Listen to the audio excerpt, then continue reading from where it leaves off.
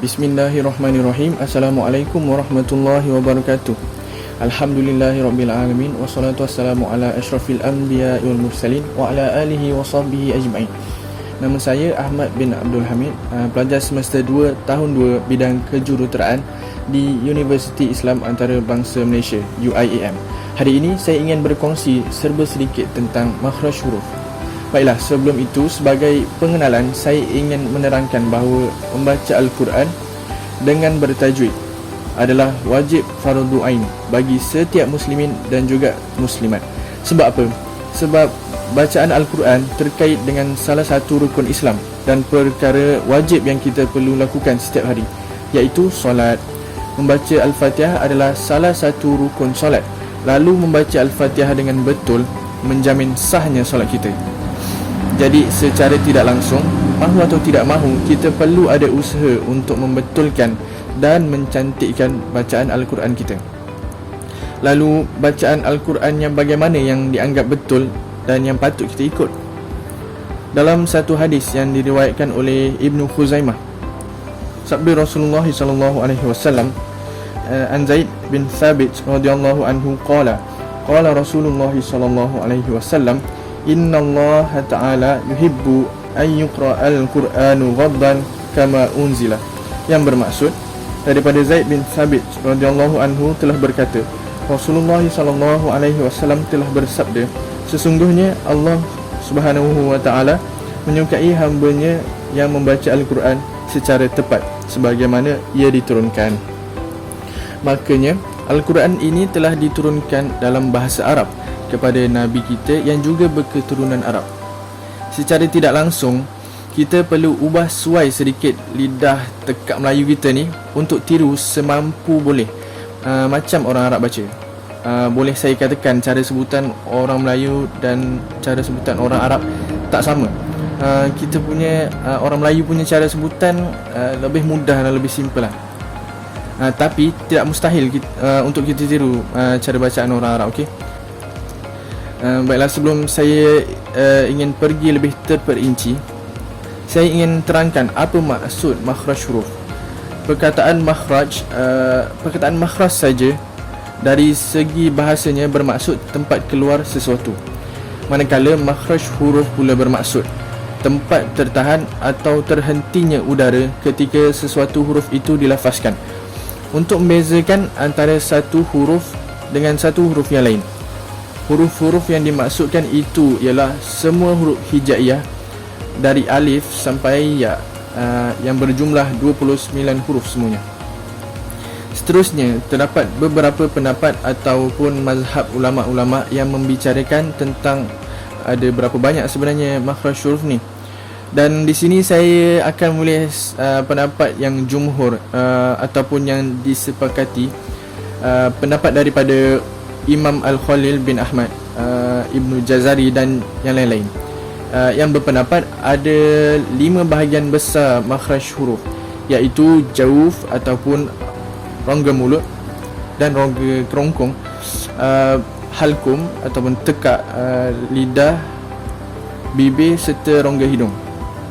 Ada 5 semuanya.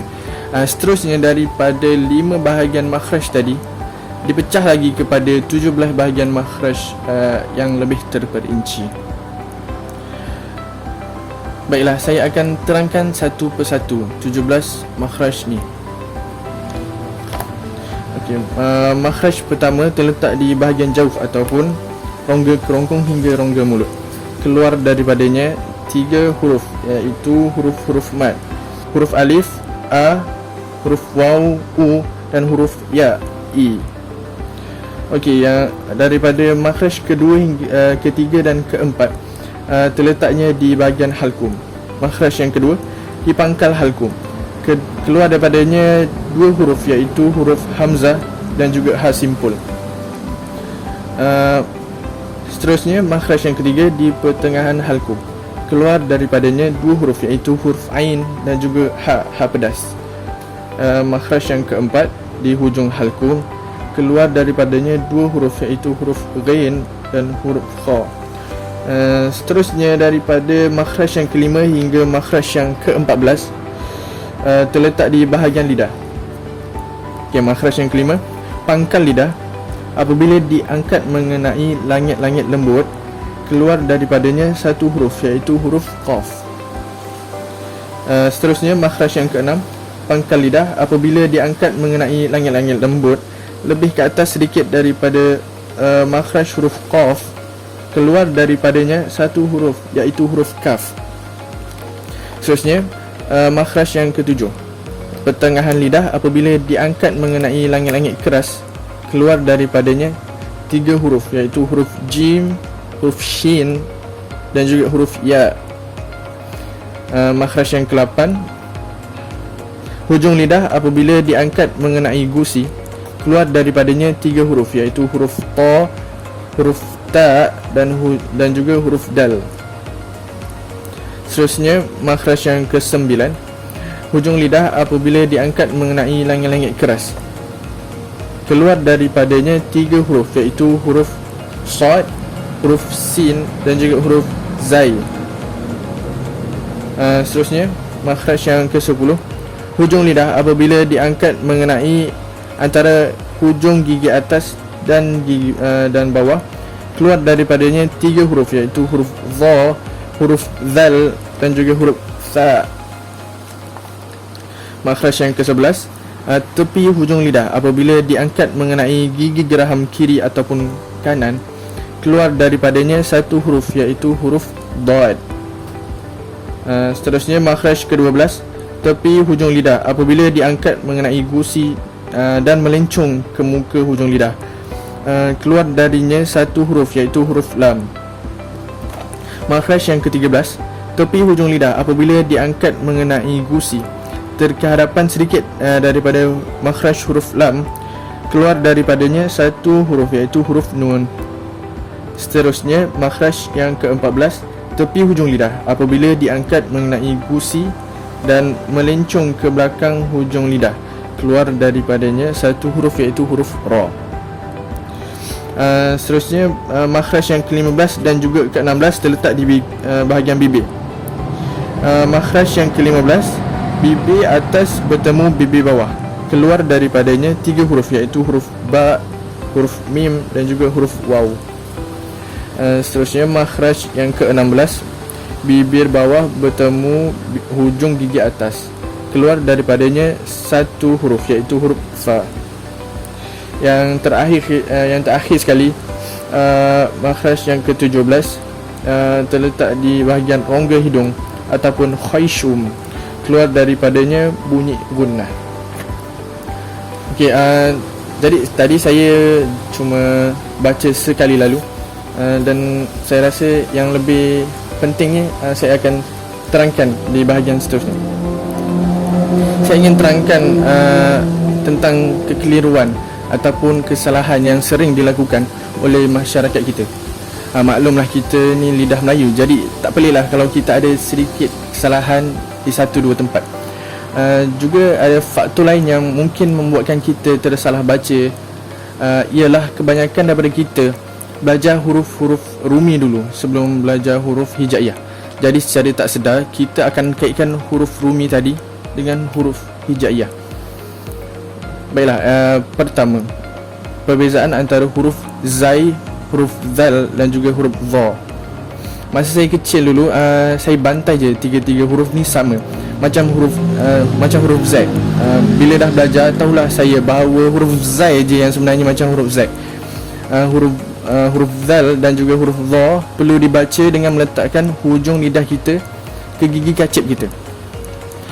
Kesalahan ataupun kekeliruan yang kedua, yang seterusnya, adalah huruf sin, huruf sad dan huruf sa. Seperti tadi, tiga-tiga huruf ni seakan-akan sama. Kita akan baca merujuk kepada huruf S dalam huruf-huruf Rumi. Tapi hanya huruf sin je yang macam huruf S. Huruf sad perlu kita tebalkan, tengah lidah perlu diangkat mengenai langit-langit lembut. Manakala huruf sa sama macam huruf zal dan juga huruf dha perlu dibaca dengan hujung lidah kita mengenai gigi kacip kita. Seterusnya, huruf hamzah dan juga huruf ain. Mungkin tak ramai yang ada masalah ni, tapi perbezaan yang ketara antara dua huruf ni ada dalam surah Al-Fatihah pada ayat a'udzubillahi minasyaitonirrajim, siratal ladzina an'amta alaihim. Pada perkataan an'am, andai kata kita tidak hati-hati, kita akan sebut an'am. Sepatutnya kita kena sebut an'am. Okey, baiklah. Sekali lagi saya sebut, sepatutnya kita sebut an'am, bukan an'am. Ada sedikit perbezaan di situ. Okey, seterusnya huruf ha pedas dan juga ha simpul. Antara dua huruf ni sikit je bezanya. Dua-dua dibaca di halkum mengikut huruf hash dalam huruf-huruf Rumi. Namun ha pedas makhrajnya sedikit atas, dibaca seperti sedang kepedasan nakkan air. Dan yang terakhir sekali, huruf dal dan juga huruf dad. Saya rasa yang ni mungkin yang paling pelik sekali bagi kita. Saya pun baru betul-betul dapat bezakan antara dua ni bila dah besar panjang. Memang tak adalah dalam silibus dekat orang Melayu kita ni. Kebanyakan orang akan baca dua-dua huruf ni sama je macam huruf D, tapi huruf dal je yang macam huruf D. Manakala huruf dad perlu dibaca dengan meletakkan bahagian tepi lidah kita, tak kisahlah kiri atau kanan, salah satu, menyentuh gigi geraham. Contohnya ba. Memang susah sebab kita tak biasa guna bahagian tepi lidah kita. Tapi bila kita biasakan, insya-Allah kita boleh buat. Baiklah, setakat yang saya perasan dalam pemerhatian saya, itulah kesalahan ataupun kekeliruan yang sering orang Melayu kita lakukan. Ingat, kita tak pernah terlambat untuk belajar Al-Quran. Bukan budak kecil je yang nampak normal bila pergi kelas baca Al-Quran. Belajar membaca Al-Quran dengan betul ni ialah pembelajaran sepanjang hayat. Saya yang buat video perkongsian ni pun tak semestinya makhraj saya, bacaan saya tepat semuanya. Saya sejujurnya masih lagi dalam proses membetulkan makhraj huruf saya. Akhir kalam, sebelum saya sudahi video ni, saya ingin kongsikan sebuah hadis yang diriwayatkan daripada Aisyah radhiyallahu anhu.